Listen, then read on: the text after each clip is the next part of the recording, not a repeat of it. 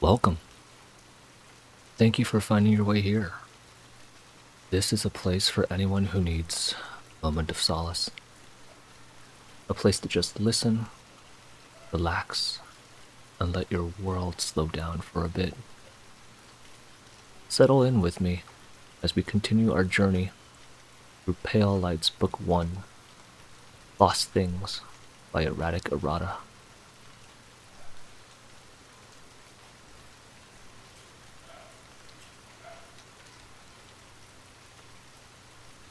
Chapter 15.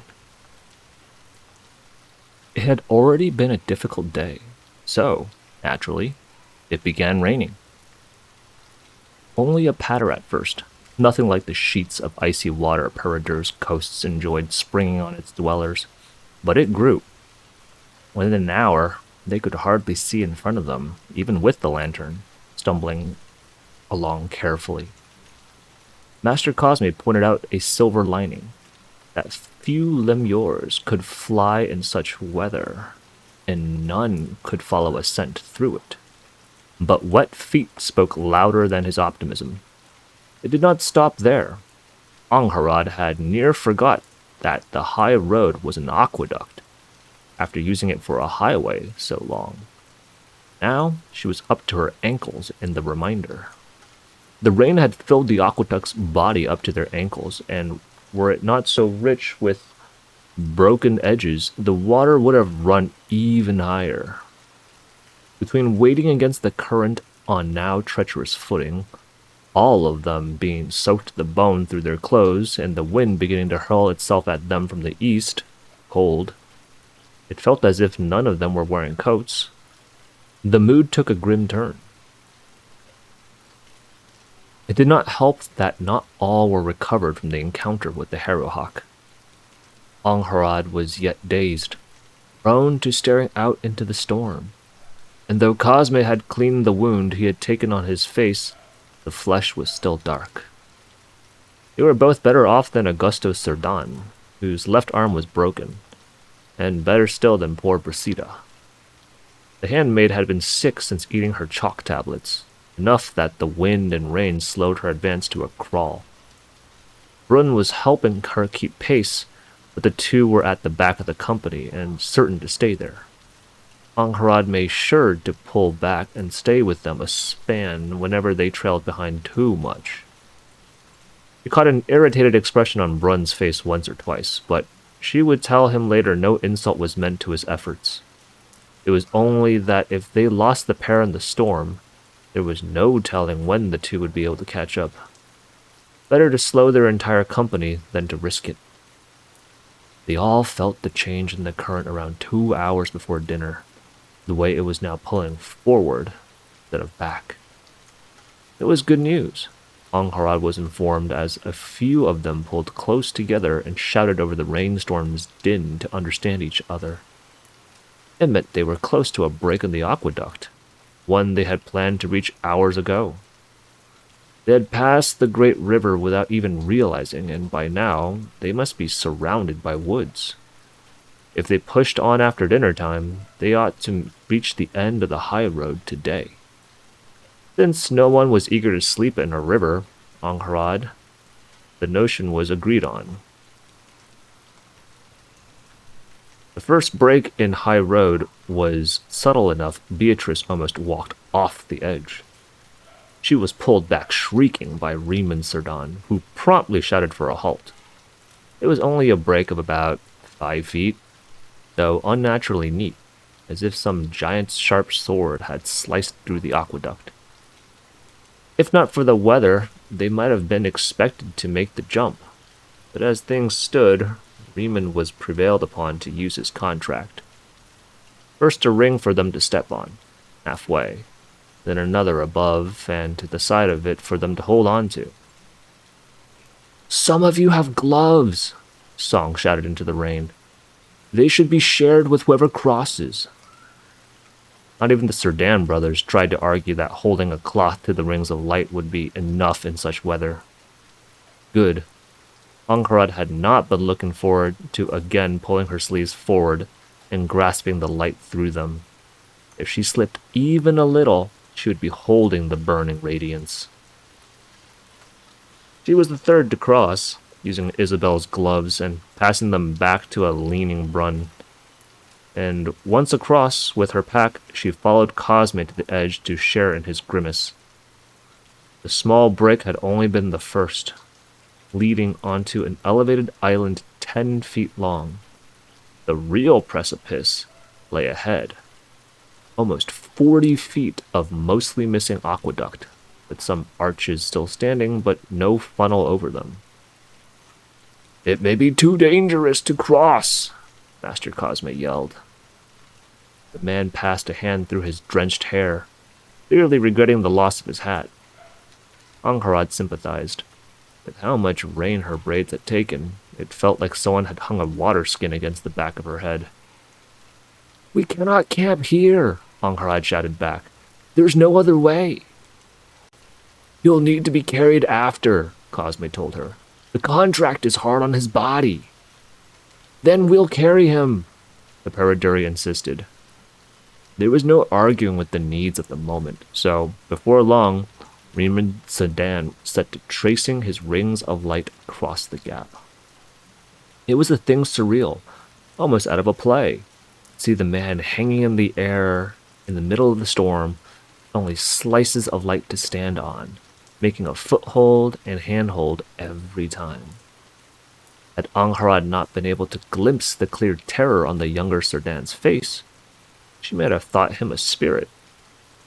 Lord Riemann slowed near the end, his limbs grown stiff, and only narrowly made it to the other side. He collapsed the moment he reached there, though to everyone's relief, the rings stayed. Not knowing how long that would be the case, they set to crossing in a hurry. It was one of the most thoroughly unpleasant experiences in Angharad's life. The rain somehow made the solid light slippery, and with the wind whipping it in her face, she could barely see the rings ahead of her. Twice she had to hold on for dear life to one of the handhold rings as her boots slipped, fear icily seizing her limbs. And when she threw herself at the end of the road, her angle was off.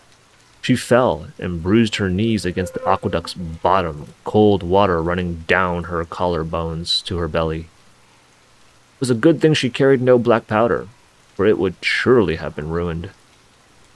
As the fourth to cross, Angharad found that others had already helped Riemann to sit up, but also that he was no better for it. Though he stayed out of the lantern's light, all the skin she glimpsed had turned pale as ivory, and she hardly saw him move save for breathing. The infant zone was half a statue already, and there were still others yet to cross.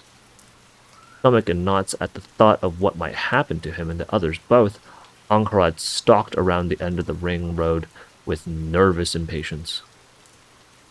They had a stroke of luck when the storm began to calm, the rain growing sparser, but it would only get them so far. By the time the last of them began the crossing, Riemann could only move with a shallow breath, not even to blink. Augusto was the last to cross, and in a way, he was lucky. The storm was near dead by now, the rain barely more than a patter, and the wind more than a breeze. The Serdan made better time than any of them all the way across, lights winking out behind him as he made haste. On the last foothold, he threw them all a cocky grin, his only good hand releasing the handhold ring before he leapt. The wind picked up halfway through. Angharad was standing close, still stalking about, so she saw the horror writ plain on his face. His jump fell short, brushed aside, and he hit the edge of the aqueduct with his belly. Hands scrabbled against wet, smooth stone while water flowed into his face. Screams of surprise, of dismay sounded behind her, but Angharad was already moving. She caught his arm as it slid back, clothes ripping, but her fingers tightened around his wrist, and she held tight with the gritted teeth. She was kneeling in the water, and, sleeping God, she could feel her boots slip. "Help her!" Isabel shouted. Cosme was there a moment later, pulling at Augusto's shoulder. Between the two of them, They hoisted him over the edge. Augusto crawled through the wet, eyes wild and limbs shaking as he fled the edge of the aqueduct. Gods, the infant zone croaked. Gods! Catching her breath, Angharad knelt by his side and closed her eyes. Her heart was beating as wildly as his must. She might have stayed there a while, rain flowing down her face, had the infant zone not tugged at her sleeve. Thank you, Augusta Cerdan said. Lady Tredegar, I did not think you would. We are under truce, Angharad said. Your safety is yet my concern. It was not the reason she had moved. In the moment, she had only seen a man about to die. Honor's laws had only caught up to her hands after the deed. The dark-haired noble swallowed, nodding, and looked torn. The rings only support the weight of one man, he said, tone somewhere between a plea and a concession. There was no other way for us to live. The knife, it was a mercy. Better that than to be eaten alive. Her face hardened. Then we should have died, Angharad flatly replied. There are some lines good men do not cross. His cheeks were already red from the cold, but anger reddened them yet more. I should have known, Augustus Cerdan spat out. Go on then, Tredegar. Honor has been satisfied. You need not keep my company any longer. Sounded fine by her, so she stiffly took her leave. Even after that close call, their company agreed to press on. For now that the storm was weak, they were certain to be able to descend from the high road that night. The original plan, Angharad learned, had been for their company to camp up on the aqueduct for safety, and then descend the following morning. That method would also allow Raymond, who was still unmoving as marble, rest before using his contract again. Instead, they would be using the rope taken from the hollows that Angharad was carrying, so they might find shelter down in the woods away from the water.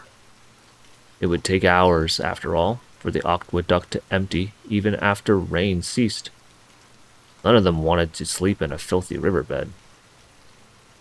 It was almost a surprise that the last leg of the journey was so uneventful, the only imposition that Raymond Cerdan had to be carried by two of them at all times. He was, she noticed, much heavier than a man his size should be. Angharad was careful never to touch any of that too pale skin when it was her turn to bear the weight, afraid of what it might spread. By the time they reached the end of the high road, or at least the part they intended to use, its silhouette resumed half a mile ahead, leading into the mountains. Riemann was capable of hobbling forward. It only took one of them to help him keep up, much like Reseda. Getting down from the aqueduct was more tedious than dangerous. Riemann and Reseda were lowered, tied down with the rope instead of climbing down, which took most of the rest of their company to do safely, and after that, down went their last supplies. They were all soaked, exhausted, and irritable, but by the end of it, they were finally back on solid ground. Around them were deep woods, tall trees whose branches obscured much of the sky. The way forward was plain.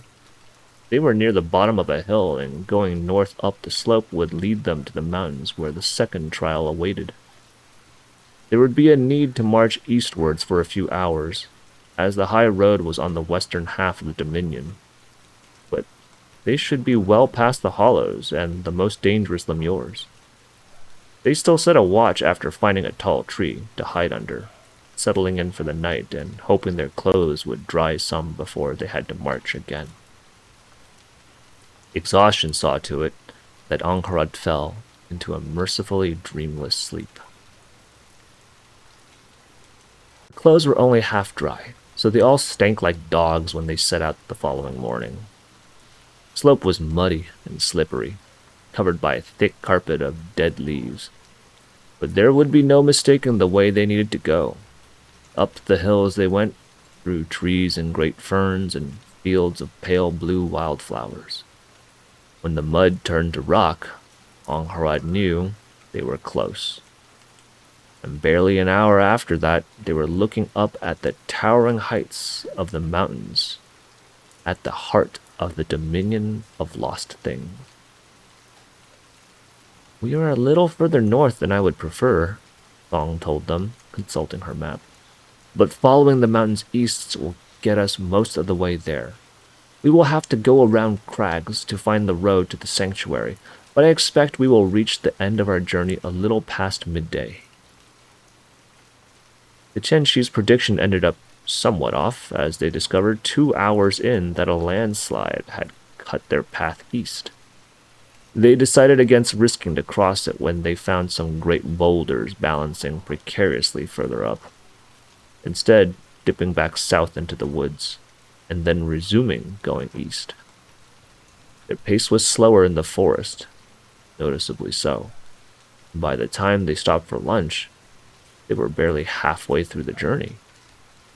Before long, at last, they finally found the crags that Song had mentioned. 3 massive rocks with flat tops, forming a broad half-circle appended to the mountainside. The road we must take passes behind them, Song said, and then rides the edge of the one closest to the mountains to lead up to the sanctuary's entrance. Would it not be possible to go through them instead? Master Cosme asked. Surely there are paths we could use. There are, but I was advised against doing this, the Tianxi applied. Landslides are apparently common, especially after rain. It is an unnecessary risk, Isabel opined. Let us take the longer way. Most agreed with her, including Angharad. They had barely begun circling the crags when Brun breathed in sharply. He turned to catch her eye, and she drifted close, but Riemann Serdan, now recovered, unlike poor Priscilla, who was still lagging behind despite being able to walk on her own, raised a hand at them. None of that, the infant son said. If your contract had told you something, share it with all our company, and not only our dear Lady Tredegar. Angharad grimaced, but nodded when Bruns turned a questioning gaze her way. The cat was out of the bag. Master Cosme had noticed the hint of a contract before their fight with the Hollows, and evidently passed on his suspicions to his lords. There are people to our west, Brun said. Hollows, I think. At least 10 of them. They had just come from the west, moving eastwards, so their company was either being followed or about to be. Most of them were poor woodsmen. Any half-decent tracker would be able to find traces of their passage. Are they following us? Augusto Serdam bluntly asked. Too early to tell, Brun shrugged. But they are coming our way. Then we must hurry, Angharad said. The last thing we need is a fight. She did not fear testing her blade against darklings, but their company was wounded and exhausted. Mistakes were certain to be made. They picked up the pace, no longer even half-heartedly attempting not to leave a trail, and after half an hour, Brun told them the Hollows had been left behind. The news cheered them all, till another quarter hour passed and he told them that another group of Hollows was coming from the west. They were, it seemed, being hunted. If we head south, we might be able to circle around the western warband, Isabel suggested. That is exactly what they want, my lady. Cosme of Flores shook his head. They're not going for the kill at the moment, only pushing us further away from the sanctuary so they might hunt us at their leisure. We don't know how well they can track us, Riemann noted. Isabel's idea might well be feasible. Angharad shook her head. This is too much of a coincidence, she said. How would they have known to watch near the high road? It smacks of gloam sorcery or a tracking contract. The latter were not so rare. She had been hunted through the streets of Sacramonte by what she suspected to be exactly such a thing. The Darklings of the Dominion were a cult worshipping some ancient spirit. It was only to be expected that some among them would have won contracts off this red eye. She is right, Cosme grunted. It's too close a hunt for how clever we have been. There is only one way. We need to try the crags. No one was eager, given the dangers Song had spoken of, that at least the landslides would not be purposefully hunting them. I saw what looked like a trail going up, Bryn told them, about half a mile back. I saw it as well, Song agreed. It seems our best chance if we are to move quickly enough to slip the noose. Felt like wasted time to go back the way they'd just come, but Angharad kept silent. It was the wisest course. The trail the pair had spoken of was more of a ravine, just large enough for someone to squeeze through, leading towards what the lantern revealed to be an outcropping, low enough to be climbable. Lack of better choices, they went through, stones scraping at their sides. It was half an hour of occasionally painful squeezing and climbing. Cito was finally feeling better, no longer slowing them down so much, till they reached a broader path. There was another ravine inside the crag, this one about 2 people wide. Angharad suspected it must have been worn into existence by rain over decades, for it was narrow at the top and wider at the bottom. The ground had dried since last night, fortunately, and the footing was smooth. The occasional falling rock was a small price to pay for the good time they made, but good news, as ever, were followed with bad. We are being followed, Brent told them, voice echoing against the stone. They are taking the same path we did. And gaining on them, he did not need to say. They hurried, but the hollows stayed on their heels and the situation was untenable. It was Augusto that offered a solution. Look at the edges on either side, he said, pointing up. Rocks were what they found, but Angharad immediately grasped what he was leading at. The ravine was carved by water, was thinner at the top. The cliffside over them was being eaten away at by erosion, grown unstable. With the right nudge, could collapse. We do not have enough powder to blow it up, Angharad told him.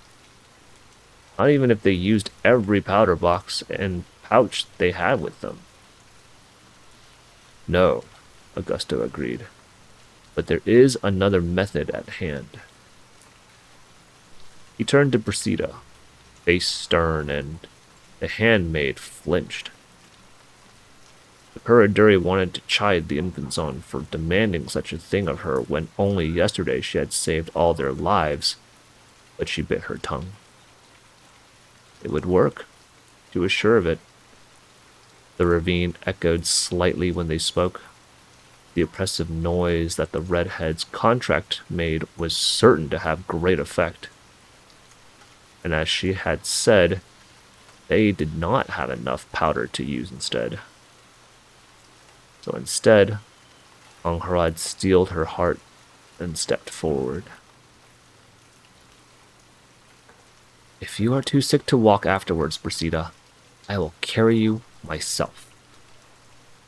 The other woman flinched again, and Angharad bit the inside of her cheek in shame. Isabel laid a hand on her handmaid's arm and gently smiled. You know I would not ask it of you if our lives were not on the line, my dear, the Infanzona said. But they are, yours among them. Brasida reluctantly nodded, then turned to address Angharad.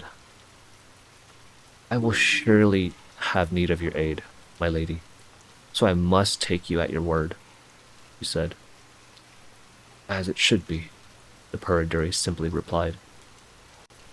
They waited longer before doing it, choosing a fitting place for the deed. Further ahead, they found a place where the ravine narrowed to a single man's width, and the slope rose quickly ahead, which was most suitable. Angharad was tense all throughout, but after Brasida clapped her hands, only a few chunks of stone fell over their heads, and their groups scattered in time. The redhead had directed the sound skillfully, and past them the damage was impressive. After the initial avalanche, a heartbeat passed and there was a massive crack. An entire chunk of the cliff began sliding down, stone larger than 2 horses, while all under the ravine, smaller rocks fell in a thundering rain. Reseda bit through another tablet of chalk and was noisily sick afterwards, barely able to stand. So Angharad had her climb on her back and hold tight. They did not wait until the dust had settled to begin their flight. It was another hour of narrow ravines and waterless waterfalls before they found a way out, which, to their pleasant surprise, was atop the middle crag of the three. They rose to the stars above their heads and a spread of thin grass atop the stone, woods beginning ahead. The stripe of forest seemed to lead all the way to where the first crag touched the mountains, from what they could make out. There, Song had said that the road to the sanctuary and the shrines began. Though it had been a dangerous affair, in the end they had shaven a few hours off their journey by risking the crags. The mood lifted at the news, even Brasida managing a smile, and they resumed their march. When they were a dozen feet away from the forest's edge, Rune suddenly went still. Angharad was learning to hate the sight of that. Hollows, he said. Dozens of them, waiting in ambush. Master Cosmo loudly cursed. Angharad wished manners allowed her to do the same, for she fully shared the situation.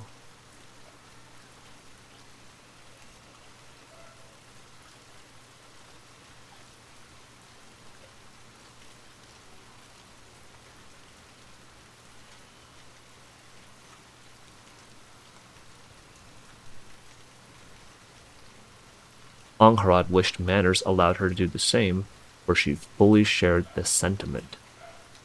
The cult of the Red Eye had been one step ahead of them again. How far ahead? Song asked. Hard to tell, Brun admitted. There's something off about the warband, like it is not truly there. I think the glow might be clouding my contract.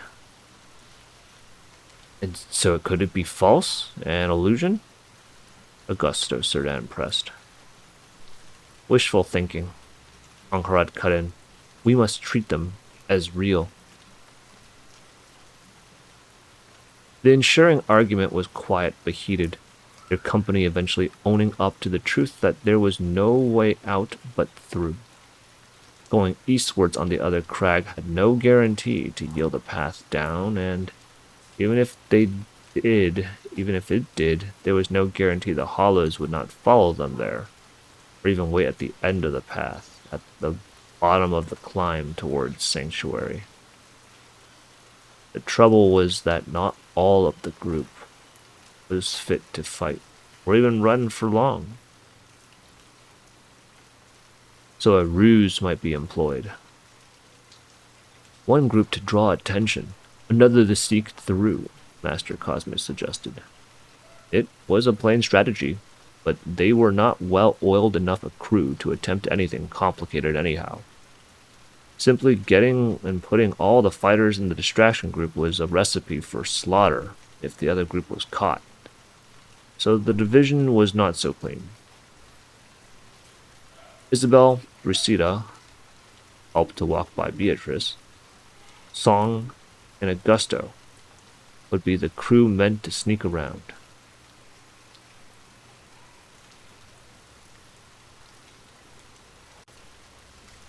Cosme, Angharad, Brun, and Raymond were to draw the enemy into a running fight. With Brun's contract, they should have the advantage of surprise, allowing them to strike first and true before running past the enemy. The ensuing chaos and confusion would allow the others to get past the enemy, or such was the hope. Much as Angharad might have wished otherwise, there was no time for long goodbyes. The longer they waited to move, greater the risk the ambushing cultists would tire of waiting, try to catch them out in the open instead. She squeezed Isabel's hands tenderly when the Infanzona came to kiss her cheeks, then shook Song's hand. The last three received a nod, friendlier for some than others, and she set out into the woods behind Master Cosme, with Brun serving as their eyes. They chose their angle of approach along the eastern ridge of the crag, flanking the hollows, and slowly advanced, careful not to make any noise. For nearly half an hour, they moved as silently as they could, nerves rising. They were in place. Angharad could see most of the war band from behind the bush she used as a hiding place. Maybe 20 darklings, mostly bearing spears and swords. There were a pair of crossbowmen as well, standing near an old hollow in robes. A priest of some kind? The old one, who the others seemed to defer to, was talking to people who she could not see. The sight was blocked by a fallen tree, and what sounded like Antigua. The cultists wore padded cloth as armor, save for a few elites, but were all fighting fit, and many scarred from war. Careful with the crossbowmen, Cosme murmured. Try to keep trees in the way, and kill warriors wearing padding first. The armored will tire first when chasing. They shared nods, fists tightening around their weapons, and took the deep breath before the plunge. Then the sleeping god turned in his slumber, undoing all their plans. It happened in moments. A band of half a dozen warriors, most armored with breastplates or mail, were talking with someone up a tree. And the answer they got had them laughing.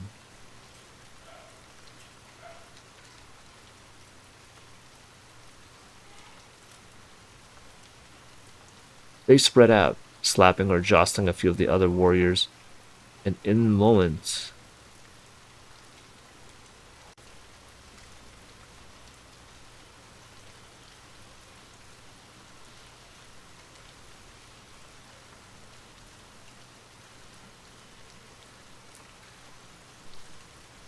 they spread out, slapping or jostling a few of the other warriors, and in moments they were all up.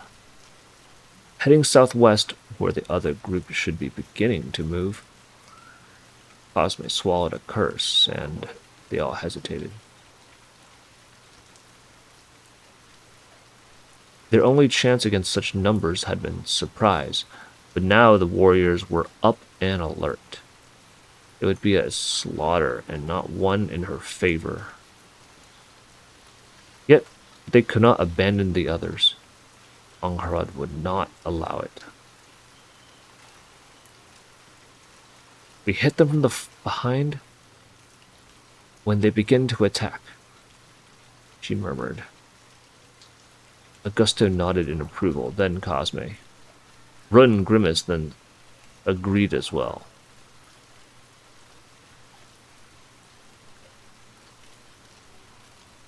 They then set out slowly. That was when Angharad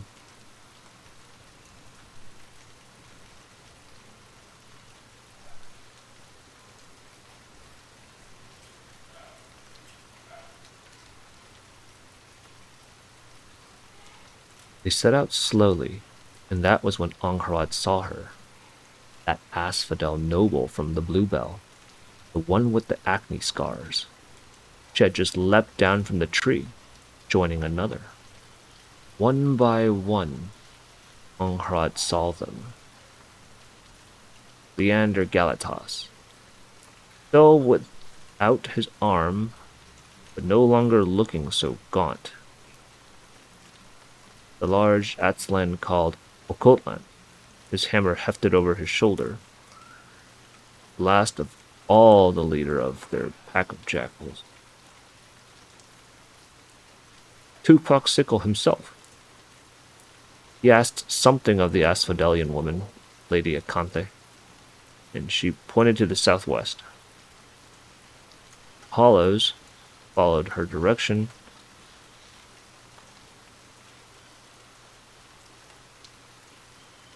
The hollows followed her directions, without a single voice speaking otherwise. Tracker, Angharad said, through gritted teeth. But one who could not find their group. Their enemies would pay for that. Creeping behind the warband, who were so certain of the Asphodelians' contract that they did not bother with a proper rear guard.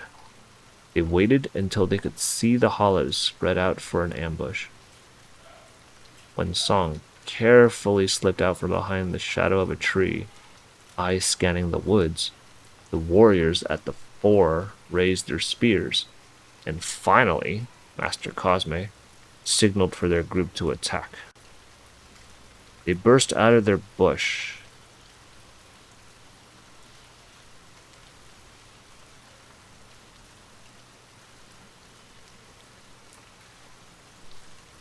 When Song carefully slipped out from behind the shadow of a tree, eyes scanning the woods, the warriors at the fore raised their spears, and finally Master Cosme signaled for their group to attack.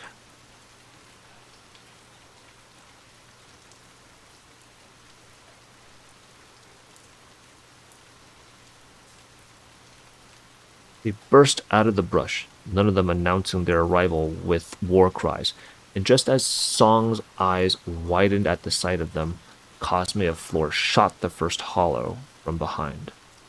Madness seized them all. Angharad felt a crossbow bolt whiz past her head as she'd hewed open a man's head, flapping aside another spear and plunging her blade through his open mouth.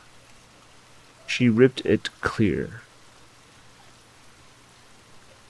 teeth flying, and saw that the powdery smoke was obscuring the melee.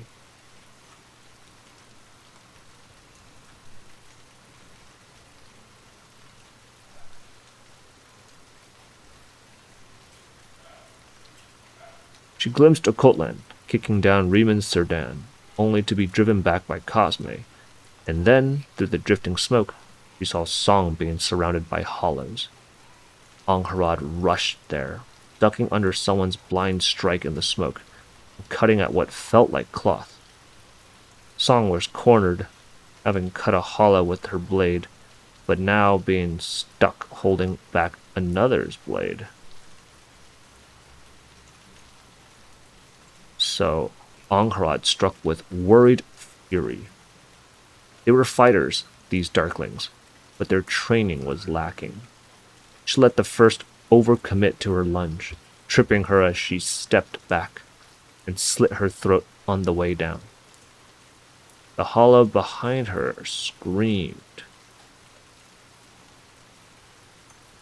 attacking in rage with a two-handed sword, but he was slow. Strength only mattered if it could reach you. She plunged the point of her saber in his throat, retching it out and stepping to the side so he might die, finishing to strike at air. The third hit Song's knee, forcing her down with a painful grunt as the sword she was holding up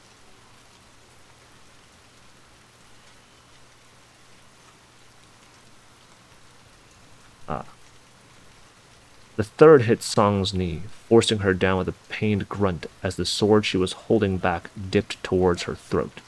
So, Angharad clicked her tongue and pivoted to adjust her angle to eviscerate the fourth hollow.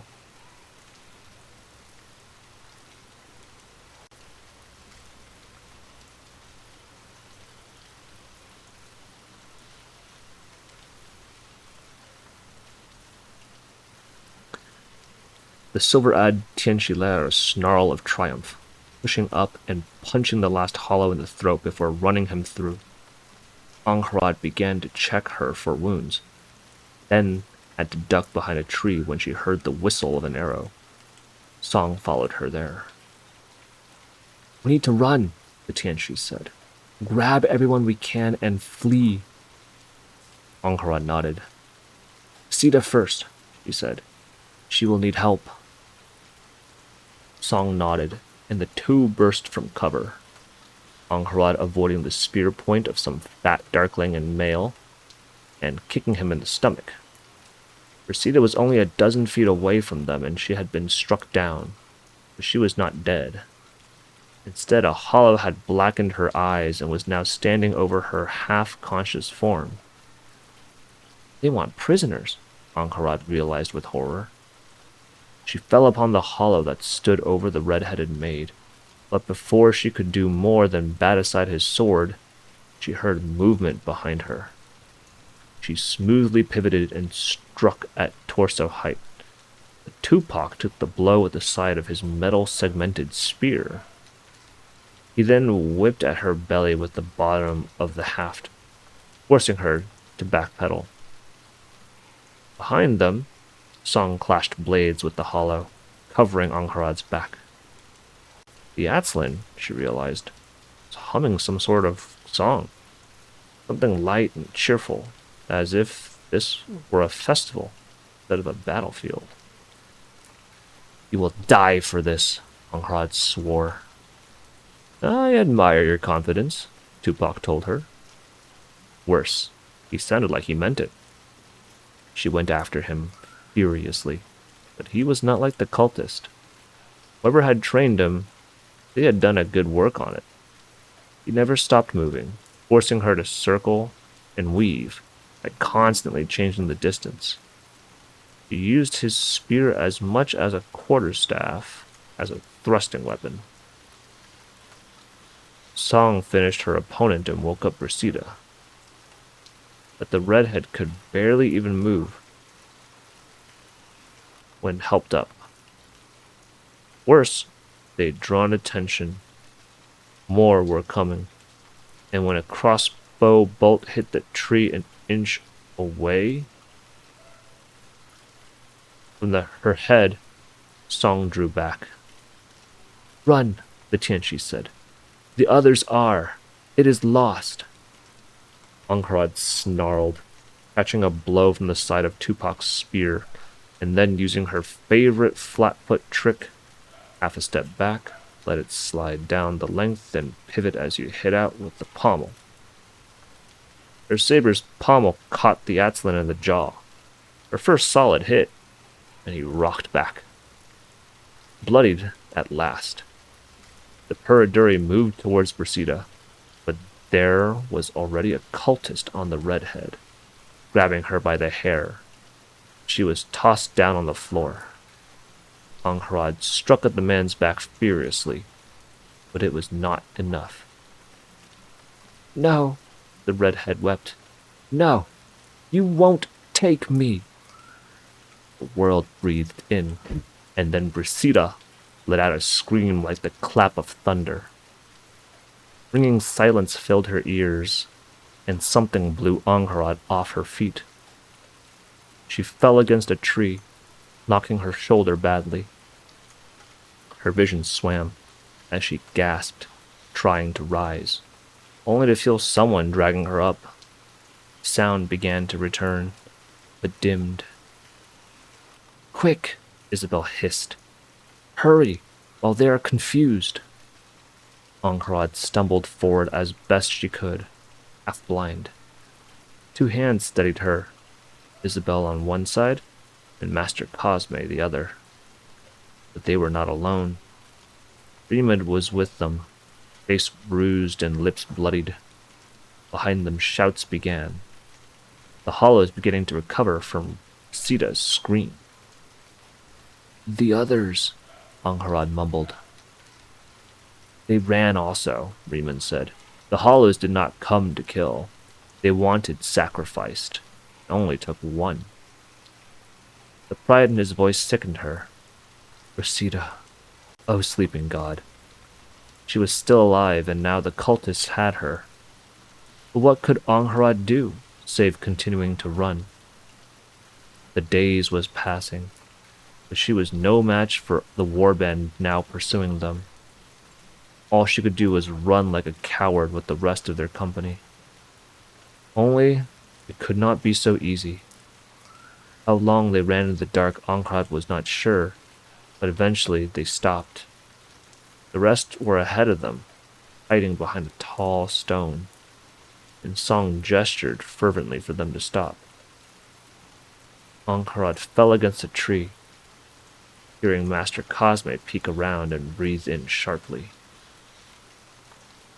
"There's a clearing ahead," he said, "and a pair of watchers. If we don't kill them before they scream for the others, we are all dead." "Where are we?" Angharad murmured. "Near the edge of the crag," Isabel replied just as quietly. "If we get past them, running northeast will be a straight line to the sanctuary road. We need only—" She was interrupted by a shout behind them. The Perduri tensed for half a heartbeat before realizing they had not been seen. Not yet. But the cultists they had left behind had found their trail, catching up to them. If they did not move soon, then they were just as dead as in Cosme's prediction. "We'll have to shoot them," Angharad said. "All we can do is run." "Agreed," Master Cosme grunted, though he did not sound happy about it. Neither was she. The sound would draw the other cultists to them. The older man was already pouring powder down his pistol's muzzle, peeking out past the tree trunk to gauge the distance to the pair of watchers. The best shot of their company was Song, so Angharad half rose to try and catch her attention. Between she and Cosme, their odds were good of killing both watchers in one volley. Only when Angharad turned her gaze there, it was another who had a gun in hand. Gusto, his sole good arm steady and his face cold, aimed his pistol. Only it was not at the hollows. Behind him, Brun turned, surprise on his face, but he was too late. Augusto Cerdan met Angharad's eyes and pulled the trigger.